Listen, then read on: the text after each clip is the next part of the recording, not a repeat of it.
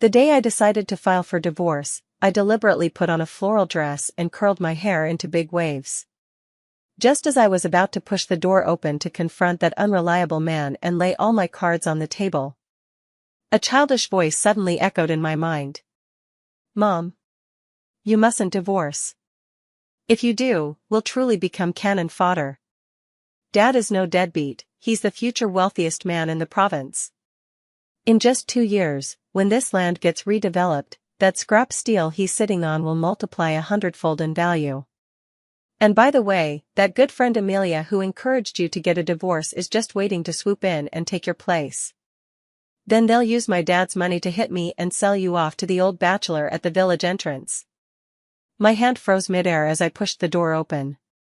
I was the belle of the cotton mill and famously known in the area for my high standards. My husband of 3 years, Lucas, was the neighborhood's notorious slacker. He spent his days wearing gaudy shirts and riding that rusty bicycle that squeaked everywhere except the bell, leading his little gang around. Back then, I was reckless and blinded by his handsome face, dead set on marrying him. Only after the wedding did I realize how hard life would be. Now, the news of the college entrance exam resuming just came out, and I was already making plans. But at this very moment, this little voice in my head claiming to be my son completely threw me off. Elena? What are you standing at the door for? Lucas opened the door.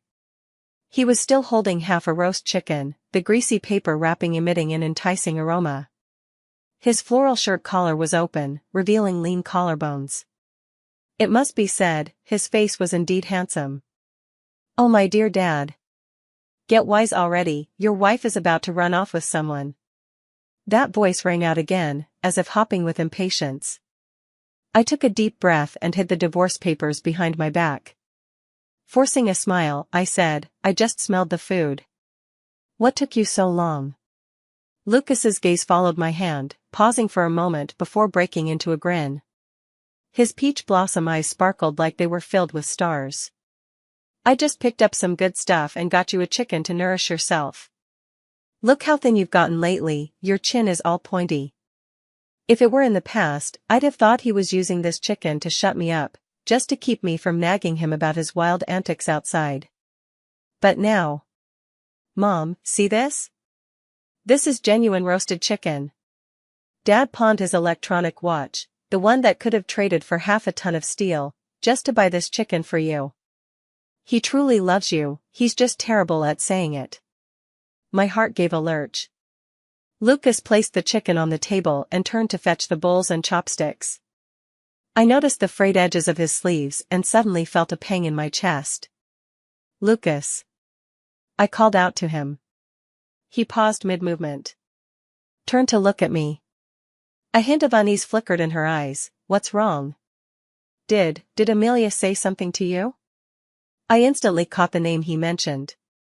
Amelia, my bosom buddy and best friend. Here it comes, the crucial plot point. Mom, you've got to hold strong. Did Amelia tell you yesterday that she could get you the recommendation letter to return to the city if you divorce? It's all a lie. That letter was already sold to someone else by her uncle, who's the department head. My eyes turned cold. Oh, so this is how it is. I treated her like a sister, and she played me for a fool? She didn't say anything, I replied. I walked over and naturally took the bowl from his hands. She said she wants to come over for dinner tonight to celebrate something. Celebrate what? Lucas looked completely confused. I crumpled the divorce agreement into a ball. Quietly stuffed it into my pocket. Then I looked up at him with a radiant smile, to celebrate our 3rd wedding anniversary. Lucas was stunned. So was I. Because I heard a scream from my belly, Mom. You're my real mom. That's the spirit. Tonight, we'll close the doors and deal with that homewrecker, show her what it means to mess with the rightful wife. Lucas hadn't snapped back to reality yet. A deliberately saccharine voice immediately came from outside the door. Elena, are you home? I brought great news. When Amelia entered, her eyes kept flickering towards Lucas. Today she was dressed even more flamboyantly than me, her shirt had 2 extra buttons unbuttoned, teasingly revealing a glimpse of skin. "Oh wow, Lucas is here too," Amelia feigned surprise before affectionately linking arms with me. "Elena, how's everything going?" "That paper, have you shown it to Lucas yet?" The paper she mentioned was naturally the divorce agreement. Lucas was fiddling with the roast chicken. Upon hearing this, his movements froze, and he pricked up his ears to listen. I sneered inwardly. On the surface, however, I remained composed. "What paper?" "Oh, you mean that scrap of paper? I just threw it into the stove and burned it." Amelia's smile instantly froze on her face. "Burned it? Elena, didn't you say you were going to confront Lucas today, and then we would go to that?" She stopped mid-sentence, as if suddenly realizing Lucas was present. She quickly shut her mouth, only frantically giving me meaningful looks. "Mom." Clap back at her. "This woman is trying to trick you into saying something that'll make Dad misunderstand you." Of course I knew. Lucas opened his mouth to ask, "What are you trying to?" I picked up a chicken leg and stuffed it straight into Lucas's mouth. "Eat your chicken." Amelia was talking about the cancellation notice for the city return application. "Don't overthink it." "Amelia, didn't you say that spot was already reserved for the factory director's sister?" "So I burned it, saves me the headache." Lucas mumbled around a chicken leg. "Huh? The spot's gone?" Amelia turned ghostly pale. She'd been dangling that opportunity over my head, but never mentioned it was pre-assigned. I was bluffing her, and cutting off her retreat. "Oh, why yes." Amelia avoided Lucas's gaze, stammering out the reply. "Lucas, you know the current policy. Then we won't go back." Lucas took down the chicken leg, tore off the meatiest part, and put it in my bowl. "Elena, though I don't have much capability now, I promise you won't starve with me." "What's so good about returning to the city? Living in those compounds is so suffocating." Amelia grew anxious. "Lucas, that's not right. Elena is a high school graduate, an educated person. How can she spend her whole life stuck in this shabby apartment building with you living a hard life?" Those words were quite harsh, to say the least. Lucas's eyes dimmed slightly as he lowered his head and silently picked at his food. Watching this, my anger flared up uncontrollably. "Amelia, I really don't like hearing that." I slammed my chopsticks down on the table. "What's wrong with Lucas? He hasn't stolen or cheated, he earns his keep through his own abilities. And what's wrong with this apartment block? The best nest is one's own, no matter how plain. I'd gladly stay here any day." The room fell silent instantly, so quiet you could hear a pin drop. Lucas suddenly looked up at me, his eyes filled with both shock and overwhelming joy. It was as if he'd witnessed the impossible, a century-old iron tree bursting into bloom. "Holy shit. Mom, you're so cool. Did you see that? Dad's infatuation brain is about to sprout again." This wave of honest talk just maxed out the affection meter. Amelia's face turned green, as if she'd swallowed a fly. "Elena, didn't you hate the smell of kitchen fumes on him the most?" I was young and foolish back then. I picked up a piece of chicken skin and fed it to Lucas right in front of Amelia. "Now I think it's manly and dependable." Lucas blushed. "Seriously?" A 6-foot-tall grown man, his face turned as red as a monkey's but, obediently chewing the chicken skin. Amelia couldn't sit still any longer. She barely ate 2 bites before making an excuse to leave. Before departing, she leaned close at the door and hissed at me in a low voice, "Elena, you'll regret this. Only my uncle can write that recommendation letter. Without me, you'll never escape this shithole in your lifetime." Watching her retreating figure seething with rage, I curled my lips into a cold smile. Return to the city? I did go back in my past life, and what happened? She swindled all my savings, married me off to an abusive man, and I ended up dying miserably in a rented apartment. Since my son says Lucas will be the future tycoon, I'll put down roots in this godforsaken place this lifetime. The position of the tycoon's wife, it's mine for the taking. After sending away the nuisance and just as I closed the door, I was suddenly embraced from behind by a scorching body. Lucas buried his head in the crook of my neck, sounding muffled. "Wifey, you didn't have a fever today, did you?" Lucas's embrace was tight, carrying a faint scent of tobacco and soap. In my past life, how could I have been so blind as to think this was the smell of a good-for-nothing? "What fever are you talking about?" I turned around and poked his rock-hard chest with my finger. "What? Can't handle a few kind words from me?" Lucas scratched his head, grinning like a fool. "No, it's just, feels like a dream. That look on Amelia's face earlier, so satisfying. That's exactly how it feels good." I pulled him back to sit at the table. "Lucas, I need to ask you something serious." Lucas immediately sat up straight, looking as if he was ready for a boss's lecture. "Go ahead. What exactly have you been up to lately?" Lucas's eyes flickered for a moment. "Nothing much, just junk." "Oh Dad, stop pretending, just tell Mom." "That's scrap special steel from a shut-down steel mill. Others sell it as scrap iron, but it actually contains rare metals. Once we sell this batch, our family can become 10,000 yuan household." 10,000 yuan household. In an era where wages are generally only a few dozen yuan. 10,000 yuan household is top-tier wealth. My heart is already setting off fireworks. Yet on the surface, I still have to put on a worried look. "Lucas, since we're husband and wife, we should be honest with each other. I'm not the kind of person who fears trouble. As long as it's not illegal, I'll support you." Lucas stares at me in stunned silence, as if re-evaluating the woman before him.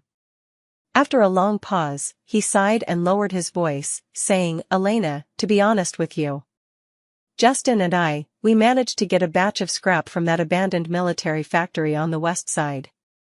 It may look like waste iron, but I had an expert take a look, and it's actually good stuff. If we can transport it to the south, the profit will at least multiply by this much." He stretched out a hand, gesturing. 5 times? 50 times? Why so surprised? It's 500 times. The South happens to be in urgent need of this kind of steel for construction. I suppressed my racing heartbeat and grabbed his hand. "So, do you still need money?" "We still have some savings in the family account." "No need." Lucas grabbed my hand tightly with a serious expression. "That money is for you to buy pretty clothes. A man's business shouldn't be patched up with a woman's money. Listen to that mindset. No wonder he'll become the richest man in the future." "So how much more do you need?" I pressed. Lucas hesitated for a moment, still short on shipping fees and money for smoothing things out. "I was thinking of pawning that watch." "Even that wouldn't be enough, would it?" I interrupted him directly, turning to walk into the inner room. I rummaged through boxes and chests to find my dowry gold bracelet. It was the only keepsake my mother left me.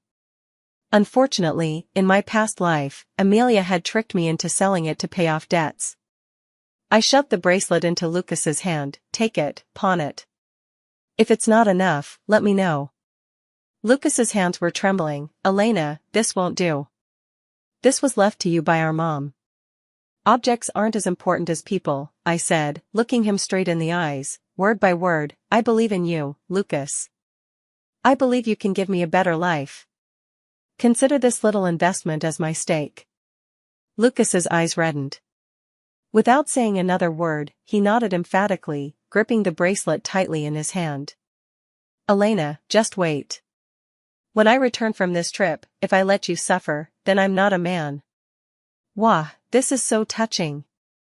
Parental love is just too sweet to resist. "Mom, your desperate move is absolutely brilliant. That bracelet might be an antique, but later when Dad made his fortune, he bought it back for 100 times the price and even had a golden phoenix crown made for you." By the time Lucas left, it was already late at night. I lay in bed, touching my belly that had yet to show signs of pregnancy.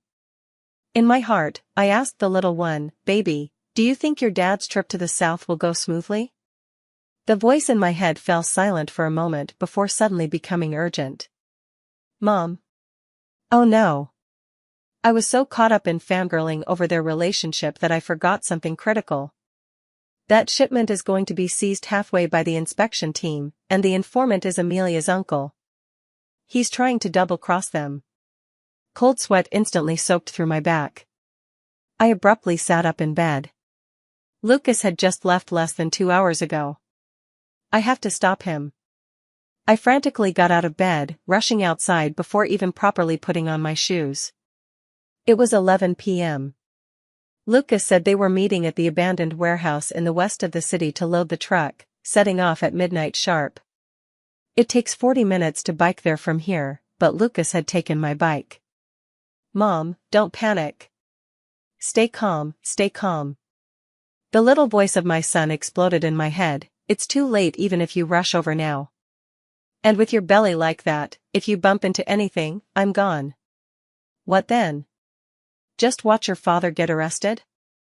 I was so anxious that I paced around the room in circles. Listen to me. The whistleblower letter won't be sent up until tomorrow morning. Uncle Walter on Amelia's side is an old fox. He wants to wait until Lucas and his crew's goods leave the city and reach his territory before making a move. That way, he can catch them red-handed and seize the goods for himself. I forced myself to stay calm. So, Lucas's trip tonight is safe. The danger lies tomorrow, on the road. What can I do then? We need to stir up some trouble for Walter so he won't have time to deal with this mess tomorrow. Mom, do you know Walter's biggest weakness? What is it? It's his shrew of a wife. Walter has a mistress on the side, hidden in room 302 at the Red Star guest house. Tonight, he's planning to stay there. My eyes lit up. Catching them in the act? That's right up my alley. Ugh, as sleazy as it sounds, dealing with scum like him calls for extreme measures. But how? I'm just a defenseless woman. How do I tip off his tigress of a wife without getting my own hands dirty? My gaze fell on the old fountain pen lying on the desk, the one I'd bought for college prep. I quickly tore out a sheet of homework paper. With my left hand, I scrawled clumsily, Walter is pulling overtime at Red Star Guest House, room 302. Working so hard. If the missus cares, maybe bring him some chicken soup. From a concerned citizen. After finishing writing, I found an envelope and sealed it. Perfect. Mom, your handwriting is like ghostly scribbles, even a deity wouldn't recognize it's yours.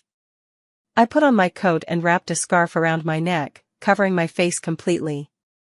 Walter's house was located in the residential compound behind the factory area, not far from here. Now, with the dead of night around me, it was the perfect time to act. I hugged the walls as I sneaked all the way to the residential compound. Walter's family lived on the first floor with a small courtyard. I picked up a stone and wrapped it in an envelope. Taking careful aim at his bedroom window, crash. The glass shattered. Immediately after, I heard a woman cursing loudly inside. Without looking back, I ducked into the alleyway, my heart pounding so hard it felt like it would leap out of my throat. Mom, run. Someone's coming out. Turn left, there's a dog hole, no, a gap over there. Under my son's all-around navigation, I made it home safe, albeit shaken. The moment I stepped inside, I heard distant police sirens and faint cries and commotion from the residential compound. Walter's wife is the daughter of a butcher. She's skilled in killing pigs with swift motions.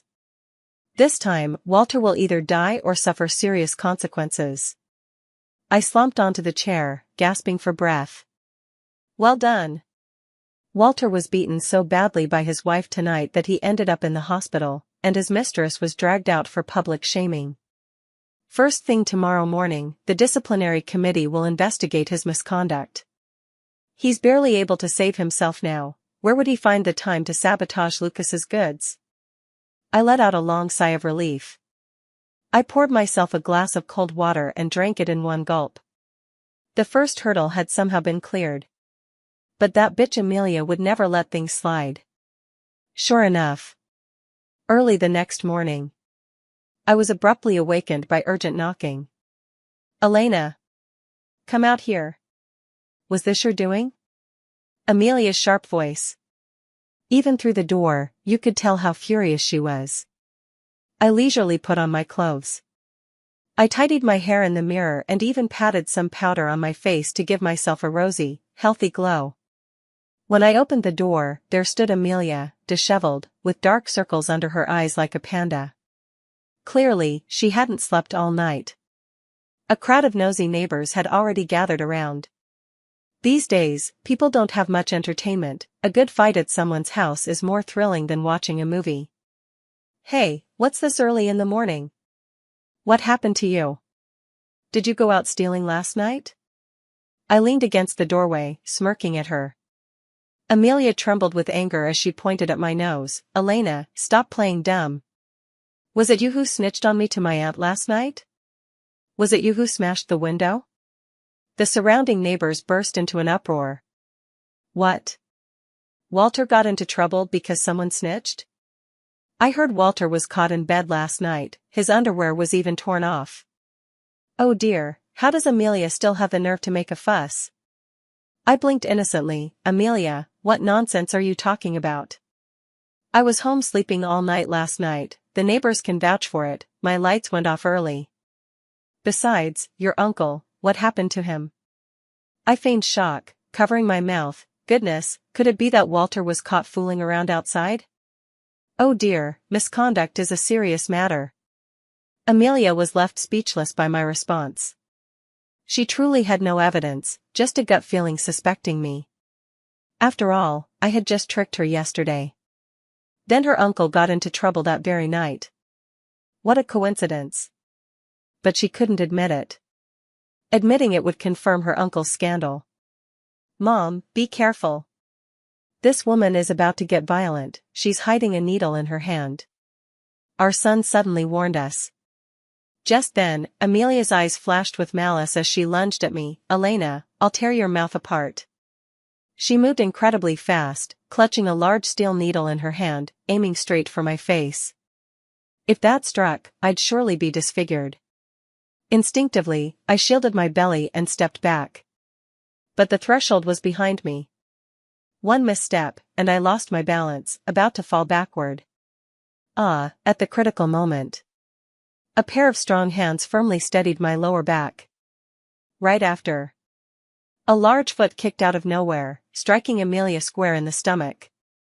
She was sent flying like a ragged sack, crashing heavily onto the ground. The syringe in her hand slipped and fell aside. Who dares to touch my woman? A furious roar erupted like thunder from a clear sky. I looked up, still shaken. Lucas was covered in dust, his eyes bloodshot. Like an enraged lion, he glared fiercely at Amelia on the ground. Didn't he leave already? How did he come back? Wow, my dad is so cool. This must be the legendary turning back for a surprise attack. Lucas steadied me, anxiously looking me over. Elena, are you okay? Are you hurt anywhere? I shook my head, my heart still pounding. Why are you back? Lucas didn't answer me. He turned and walked over to Amelia, picked up the steel needle, his eyes as cold as ice.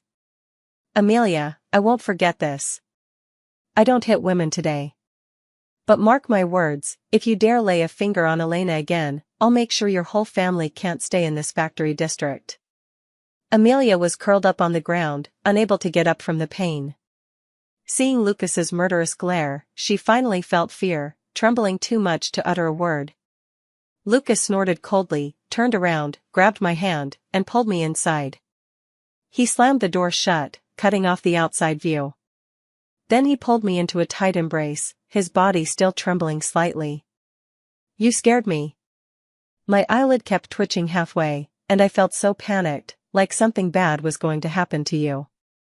So I told Justin and the others to go ahead while I turned back to check. Luckily, I did.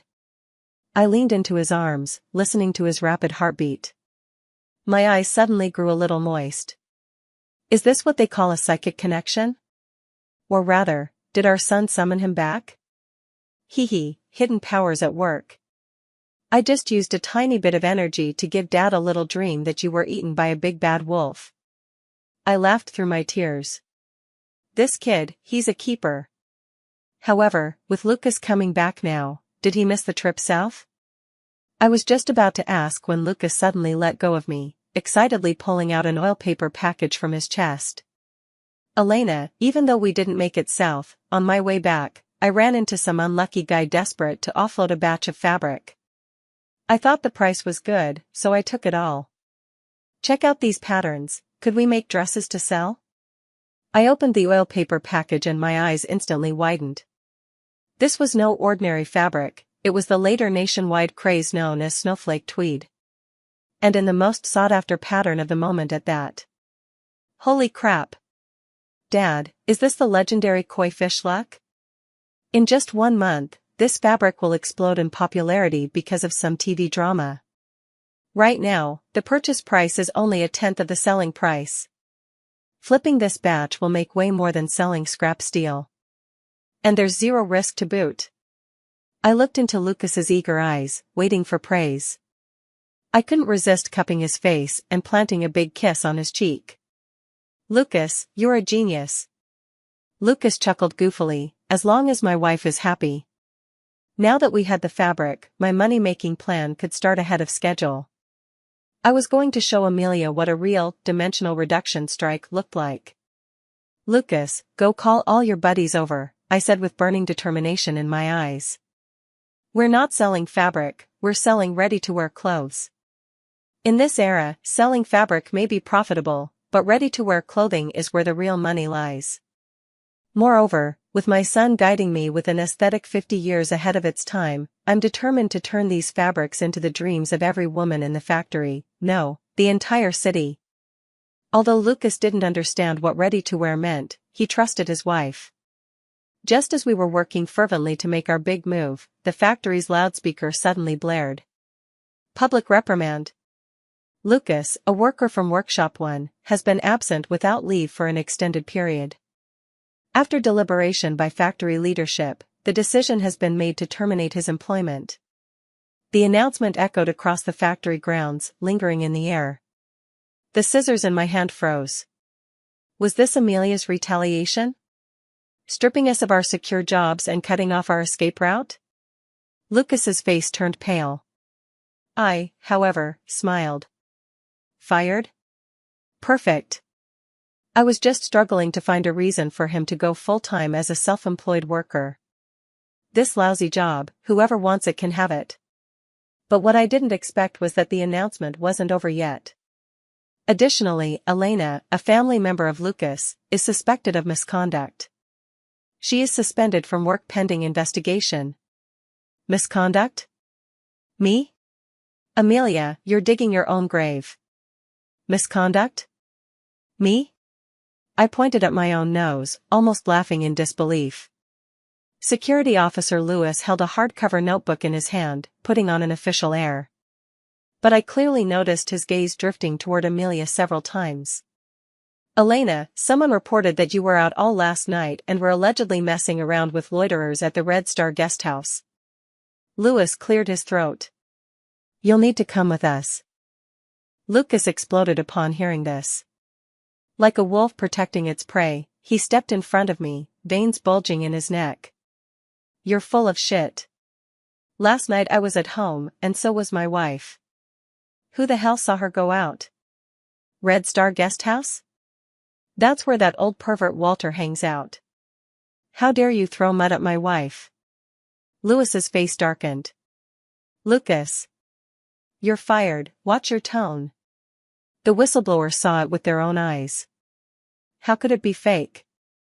Amelia clutched her stomach and sneered sarcastically. Lucas, don't be fooled by her. Didn't you go to the west side of town last night? How do you know she stayed home all evening? Who's to say she didn't sneak out to meet some other man the moment you left? After all, she's too proud to settle for a rundown place like this. The neighbors' expressions shifted. The buzz of whispers swirled like flies. Elena usually loves dressing up, doesn't seem reliable. It's hard to tell someone's true face behind their mask. Lucas clenched his fists tightly. He turned to look at me, his eyes full of anxiety. Elena, don't be afraid, I'm not afraid. I gently pushed Lucas away and even leisurely straightened my collar. Louis, did you say someone saw me going to the guest house? Louis seemed a bit uneasy under my stare. Of course. Who is that witness? Bring them out to confront them face to face. To protect the whistleblower, we cannot disclose this information. Louis was still holding his ground. The little one's sweet voice suddenly took on a mocking tone. Mom, tear into him. The whistleblower is Amelia's gambling addict cousin. Last night he was lurking near the hostel, stealing bikes. And Louis took 2 bottles of premium liquor from Amelia. They're still in his office drawer, unopened. And what's more, Louis is terrified of his wife, but the belt he's wearing right now was given by that widow last night, and it even has the word love engraved on it. The corners of my mouth shot up wildly. The baby is really coming through.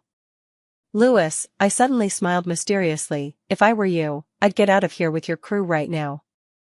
Otherwise, when your better half finds out that the new belt around your waist was a gift from that pretty widow down the East End, guess whether you'll be allowed through the door tonight? Louis's face, originally so dignified, instantly turned ashen, and he instinctively covered his waistband. What nonsense are you spouting? Am I talking nonsense? You know the answer in your heart. I took a step forward and spoke in a voice only the two of us could hear. What about those 2 bottles of liquor in your office drawer? Not cheap, are they? Enough to get you sentenced for years? Louis's legs almost gave way. Cold sweat trickled down from his balding forehead. He stared at me in terror, as if I were some kind of monster. Ahem. Cough. Louis suddenly coughed loudly, startling everyone around. After preliminary verification, the content of this report is completely fabricated. Elena was indeed at home last night. This is a misunderstanding. A misunderstanding. Amelia was dumbfounded and shrieked, Louis. How could you? Louis immediately turned his anger toward Amelia. Shut up. You troublemaking idiot. If you dare make false reports again, I'll have you arrested. Squad, dismissed. With that, he fled with his 2 subordinates as if running for his life. I turned to look at the still-dazed Amelia and gave her a radiant smile. Amelia, seems like that uncle of yours has fallen from grace, huh? His name doesn't carry much weight anymore. If you dare to slander me without proof next time, I won't just make you trip, things will get a lot worse. Amelia glared at me with venom. Finally, under the scornful stares of the crowd, she slunk away in disgrace. Lucas stood frozen in place, staring at me blankly, as if he no longer recognized me. Honey, can you read fortunes? I blinked innocently. I know a thing or two about reading faces. I could tell Louis had something sinister brewing, his forehead was practically oozing bad luck. Lucas scratched his head and grinned, who cares? As long as you're okay. Come on, let's go home and design some outfits.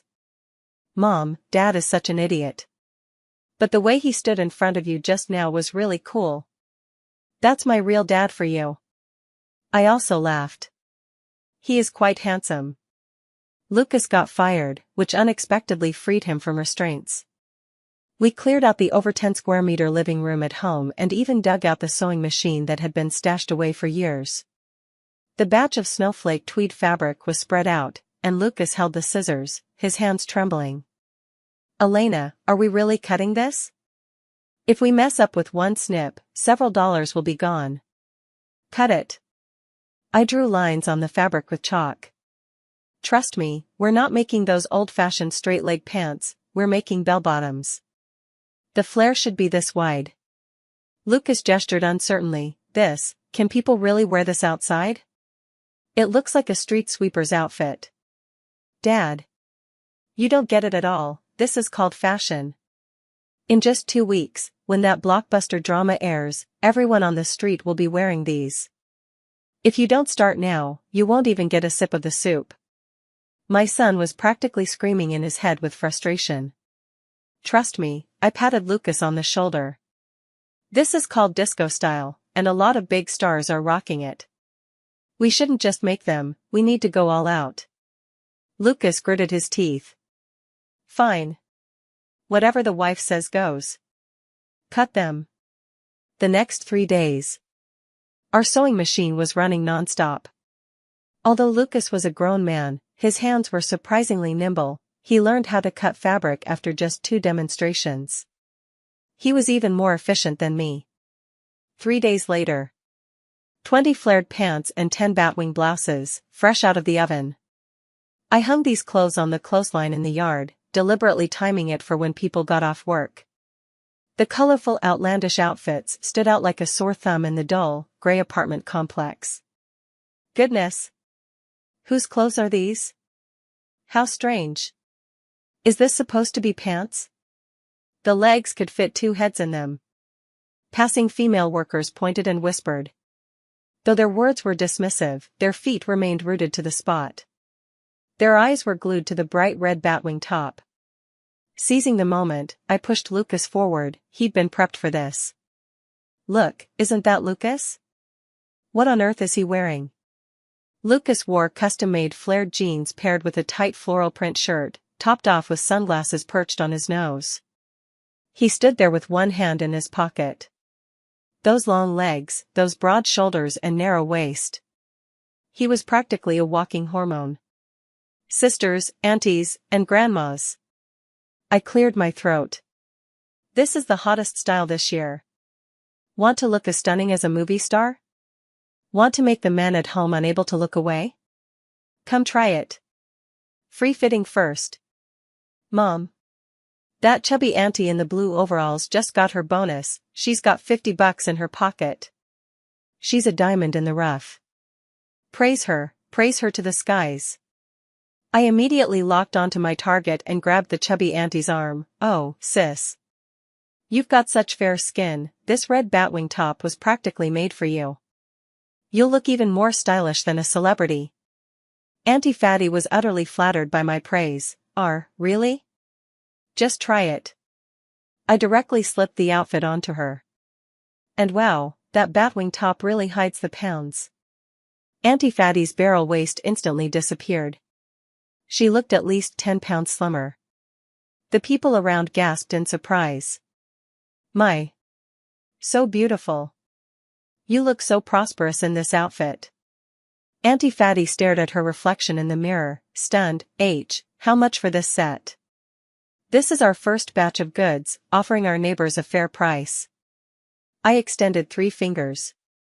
Trouser pants, 18, tops, 15.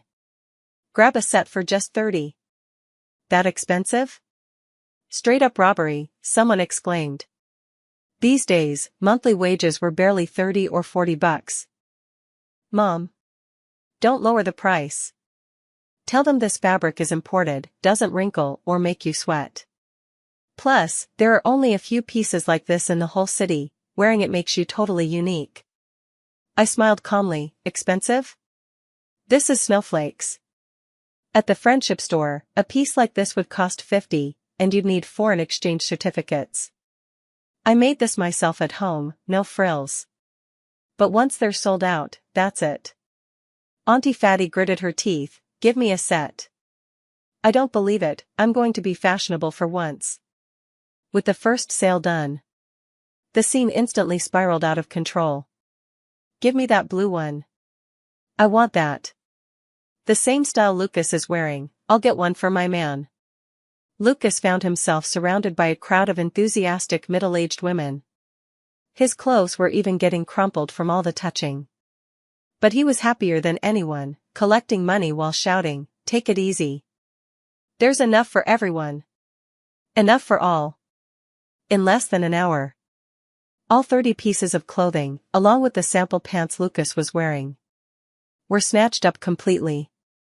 Looking at the thick stack of bills in his hand, Lucas's hands were trembling. Elena, this is $1,000? 3 days, $1,000. That was equivalent to what he used to earn in 3 years at the factory. Get a grip. I stuffed the money into his arms.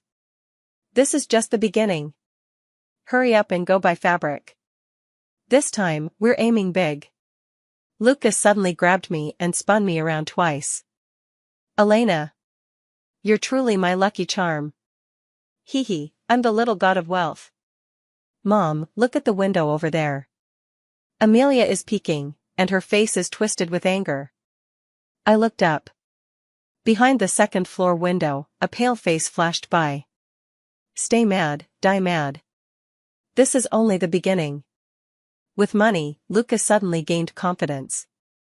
Those aunties who used to roll their eyes at him now call him boss one after another, so warmly. Amelia stayed quiet for a few days, probably brewing up some mischief. Not long after, I heard that Amelia was also cutting fabric and making clothes at home. She even went into town specifically to learn the patterns, making bell-bottom pants just like ours. She even set up a stall by the factory gate, selling them for half our price, just 10 yuan a pair. Lucas, what should we do? Justin, Lucas's underling, rushed over in a panic, sweating profusely as he delivered the news. That Amelia is downright wicked. The fabric she's using is all subpar, it shrinks as soon as you wash it. And she's using our name, claiming she's got the same suppliers. Now tons of people are buying from her. Lucas was sitting in the yard counting money. Hearing this, his eyebrows shot up, and he stood up ready to grab a weapon. Sit down, I said, cracking melon seeds without even lifting my eyelids. What's the rush? Let her sell. Elena, that's our business. Lucas exclaimed anxiously. Mom, stay calm. Tell Dad, Amelia is digging her own grave. The batch of fabric she bought is scrap material rejected by the dye factory. It contains chemical toxins that cause rashes when worn. Plus, it's going to rain in a few days. That kind of fabric loses color as soon as it gets wet. When that happens, it won't be a business, it'll be a disaster. I spat out the melon seed shell and grinned like a fox. Lucas, not only should you not make a scene, but you should also send someone to help promote her business. Say, her clothes are cheap and comfortable to wear. Huh? Lucas and Justin were dumbfounded.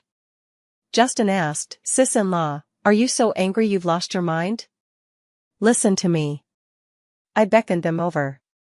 Justin, go find some gossipy aunties to queue up in front of Amelia's stall and make sure they loudly praise her clothes. Justin looked utterly bewildered but went anyway. Lucas ruffled my hair, sighed deeply, and said, Fine, you're the lady of the house. I'll do as you say. For the next 2 days, Amelia's business was booming. Watching our quiet and deserted yard, she became so cocky she practically had her tail in the air. Every time she passed by our door, she'd hum a little tune. Then, on the 3rd day, the weather turned. A sudden autumn rain poured down heavily and relentlessly. By the afternoon, cries of distress and curses erupted at the factory gate. Heartless Amelia, get out here. Refund. My legs are rotting. Look at this clothes. It turned into rags after one wash. Pay up. Lucas and I watched the commotion from under the eaves not far away. Amelia's stall had been overturned. A group of furious women, holding flared pants that had faded to white, surrounded Amelia and began tearing at her. Amelia's hair was tousled as she cried out, I don't know either. I was deceived too. Deceived my ass. How come Elena's clothes are fine? It's just you being greedy and selling fake goods. The plump auntie who had previously bought clothes from our shop was the fiercest. She directly threw the faded pants in Amelia's face. You better pay for my medical bills. My son wore your pants, and now his thighs are covered in red rashes. Amelia was in a miserable state. She looked around as if pleading for help and happened to meet my amused gaze. In an instant, her eyes turned venomous. Mom, be careful. This woman is about to go crazy. She has a pair of scissors in her pocket. Just as my son finished speaking, Amelia pushed through the crowd like a mad dog. She pulled out a large pair of scissors from her pocket and charged straight at me. Elena. It's all your fault, I'm going to kill you. The crowd let out a gasp. The distance was too close. Lucas was on his way home to fetch me an umbrella but got slightly separated by the crowd. Just as the scissors were about to stab me. Ah, a scream pierced through the rain. It wasn't me. It was Amelia. She had rushed forward but suddenly slipped mid-motion. Oh, I forgot to mention. I had Justin secretly pour a bucket of waste oil on the ground this morning. Amelia fell hard face first onto the ground. The scissors in her hand flew out and stabbed directly into her own thigh. My leg. My leg. Lucas rushed over at this moment. With a swift kick, he sent the scissors flying far away, then shielded me behind him while glaring coldly at Amelia writhing on the ground. You've made your bed, now lie in it. I shook my head and rubbed my belly, sighing, oh baby, has your knack for jinxing things also hit max level? Hee hee, you bet. Mom, quick, look. Amelia's little stunt is about to bring the cops running. She's done for this time, selling defective products that caused injuries, now attempting assault with a weapon, plus the Walter incident from before. She's facing at least 3 years behind bars. Oh, and more. Tell Justin to grab the leftover fabric from Amelia's stall on the cheap while chaos ensues. Useless for clothes, but perfect for making mops. Easy profit. I looked at Amelia writhing in pain on the ground, feeling nothing inside. Lucas, I tugged at his sleeve, let's go home. The rain is getting heavier, and it's chilly. Lucas bowed his head. He gently draped his coat over my shoulders, all right, let's go home. Behind us, the sound of police sirens rang out again. This round was a total victory. Amelia went in. Walter fell from power. The entire apartment building became much quieter. Our clothing business grew bigger and bigger. Lucas simply rented a storefront in the city. In just 2 short months, we became genuine 10,000 yuan households. That night, Lucas piled all the money on the bed, counting it over and over like a miser. Ones, tens, hundreds, thousands, 10,000. Elena. 23,000. Lucas's face was flushed with excitement. He scooped me up and threw us both onto the bed. We're rich. We've really struck it rich. I rolled around in a pile of money. The smell of printer's ink was more intoxicating than any perfume to me. Is this all it takes to satisfy you? I poked Lucas on the forehead. This little money won't even buy you a toilet in the future. Lucas widened his eyes in disbelief. What kind of toilet is that expensive? Made of gold? Dad, listen to Mom.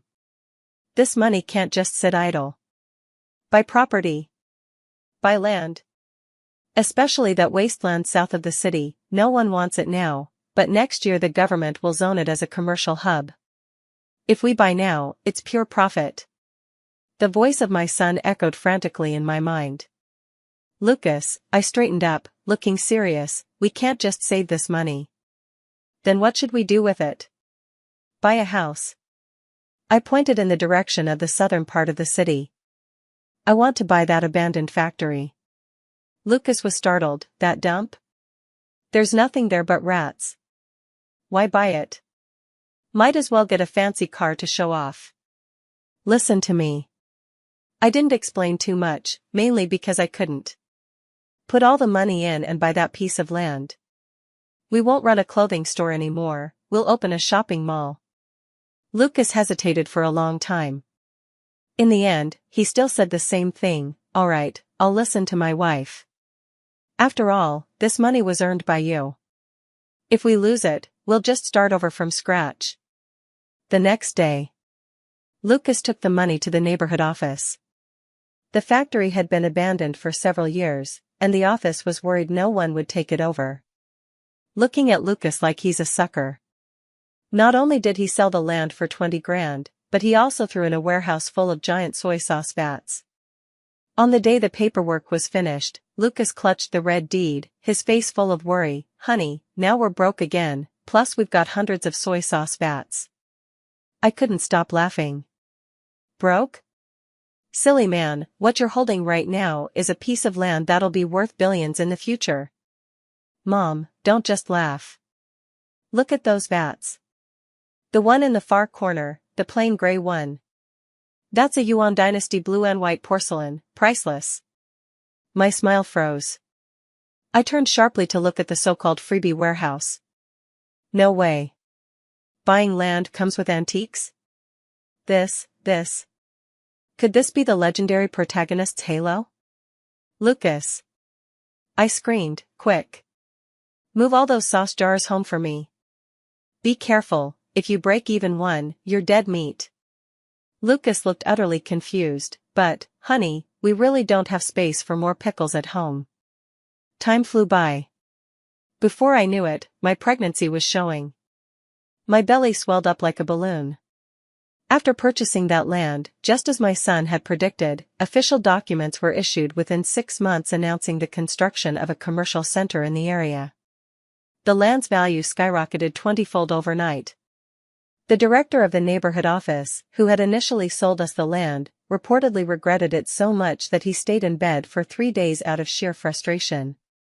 Lucas quickly went from being a small-time boss to being addressed as chairman. He didn't idle around either. Following my advice, he didn't sell the land. Instead, he secured a bank loan and built a shopping mall himself. At this moment, he was dressed in a suit and tie. Although he still had that carefree demeanor, there was now the sharpness of an entrepreneur in his eyes. Only one thing remained unchanged. And that was his attitude toward me. He treated me as if I might melt in his mouth or shatter in his hands. Elena, slow down, slow down. Lucas supported me as we strolled through the grand villa of our new home, his face filled with concern. Has this little guy been behaving lately? Not kicking you, is he? I gently caressed my belly and smiled warmly. He's been very well behaved. Humph, I'm the one who really cares about Mom. Unlike you, all you know is silly happiness. Our son grumbled in his mother's womb. Suddenly, a commotion arose at the entrance. Lucas. You heartless rascal. Now that you're rich, you don't recognize your own parents anymore? The loud voice left both me and Lucas stunned. At the gate, several elderly villagers dressed in ragged clothes were rolling on the ground, kicking up a fuss. Standing beside them was Lucas' smug-looking uncle. Everyone, come and take a look. The big boss refuses to support his own parents. I frowned. It was Lucas's wretched family. Back when Lucas was poor, these people, afraid of being asked for money, swiftly divided the family assets and kicked Lucas out overnight, even cutting off all ties. Now that Lucas had struck it rich, they came sniffing around like bloodhounds. Lucas's face turned ashen, his fists clenched so tightly they creaked. I don't know you. Get out. Ow. He's hitting us. Our own son is hitting his parents. Lucas's father immediately lay down on the ground and started playing the victim. The maids and security guards around them exchanged uneasy glances, not daring to intervene. Mom, don't get angry. Let me handle this, our son suddenly became excited. These old vampires sucked Dad dry in their past life and gave him a heart attack from anger.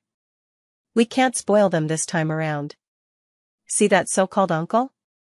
He has a fake paternity test in his pocket, trying to blackmail Dad by claiming he has illegitimate children. And that old woman, she's not even Dad's real mother, she's his stepmother. She switched the babies years ago. I glanced at Lucas. He was trembling all over, clearly angered by those ruffians. The man was ruthless to outsiders, but when it came to these so-called blood relatives, there was always a mental barrier he couldn't cross. Lucas, help me over there, I patted his hand. Lucas was startled. Elena, don't go, be careful not to get hurt. Don't worry, I can handle a small scene like this. I walked to the door with my big belly, like a queen. Oh, what kind of show is this? Seeing me come out, Lucas's stepmother's eyes darted around, and she rushed over to hug my leg. Daughter-in-law, you judge. We raised him through thick and thin. Stop. I snapped coldly. Cut the act. Just tell me one thing, how much money do you want? Hearing there might be a chance, Uncle immediately jumped in, 1 million. Not a penny less. And you have to buy us an apartment in the city. $1 million? I laughed. You've got some nerve. No? If you don't give it, we won't leave. We'll even call the press to expose you. Second uncle threatened viciously. Fine, go ahead and expose it. I leisurely pulled a photo from my pocket and flung it straight at that old hag's face. Old lady, does this person in the photo look familiar? That baby boy you abandoned in the snow at the Red Flag Health Center, do you still remember? The old woman's face instantly turned deathly pale. She stared at the photo as if she'd seen a ghost. It was a picture of her holding her own biological son in her youth. As for Lucas, he was the rich family's son she had swapped in, a scapegoat meant to suffer in place of her own child. How could you have? If you don't want others to know, don't do it in the first place. My eyes turned sharp. Lucas was never your child. Back then, all you cared about was hoarding those relief rations, so you swapped Lucas in to make him serve your family like a beast of burden. Now you still want to come leech off him? Not a chance. Lucas froze completely. He looked at me in disbelief, then back at the old woman. Elena, are you serious? Whether it's true or not, a blood test will tell. I pointed at second uncle, and you, stop waving that fake paternity test around. That so-called illegitimate child of yours is actually your wife's with the neighbor's husband. Maybe sort out your own mess before worrying about other people's business, huh? The room erupted. Second uncle's face turned green. You're talking nonsense. Whether I'm talking nonsense or not, you'll know once you go home and count the days yourself. I scoffed coldly. Security, throw these scammers out. If they dare come near here again, call the police immediately. The whole family, their schemes exposed by my words, were terrified out of their wits. They scrambled away in a panic, stumbling and crawling. Lucas stood in place, silent for a long time. After a few minutes, he suddenly crouched down, burying his head in his knees. His shoulders heaved violently. I knew he was crying. All those years of grievances, the pain of being abandoned and exploited by his parents, were finally released at this moment. I walked over and gently held his head. Cry, just let it out, and you'll feel better. From now on, the child and I are your true family. Lucas suddenly wrapped his arms around my waist, wailing loudly like a child. Sigh, Dad is so pitiful. But it's okay, from now on, he has a genius son like me to look out for him. Mom, let me tell you a secret, his biological parents are actually the famous, from a city. I hurriedly stopped him in my mind. Hold on. This plot is too dramatic, save it for next time. Let your dad cry for a while first. The setting sun cast golden hues upon us. As I caressed my belly and gazed at the man in my arms, my heart felt an unprecedented sense of peace. This was my life, wealthy, loved, with a cheat code son. The twilight glow gradually faded, as night's gentle curtain enveloped the entire villa. When Lucas raised his head after crying his heart out, his eyes were still red, yet there was a newfound lightness about him. Wiping his face, he flashed me a grin. No trace of past gloom remained, only pure relief and anticipation for the future. Elena, thank you. His voice rasped yet carried unshakable conviction. In this lifetime, marrying you is my greatest blessing. I patted his shoulder, feigning disgust. Cut the melodrama. Get up, the floor is cold, don't freeze my son. He quickly stood up and carefully helped me back into the house. As the living room lights turned on, the warm yellow glow fell on the thick stack of land deeds and bank loan contracts. That was our future. Several months later, the baby, Theo, was born. He looked exactly like Lucas, with adorable little peach blossom eyes that could melt anyone's heart the moment they opened. But only I knew that this little fellow had been a clever little rascal from the very beginning. When Theo was 5 years old, one day he suddenly took my hand and whispered mysteriously, "Mom, I have a secret to tell you." That night, our family of 3 sat on the carpet in the living room. Lucas sat cross-legged, holding our son in his arms, while I leaned against his shoulder. Theo, with his childish voice but serious tone, said, "Dad, your biological parents are actually in City A." Their family is super powerful, like, the kind that often appears in newspapers.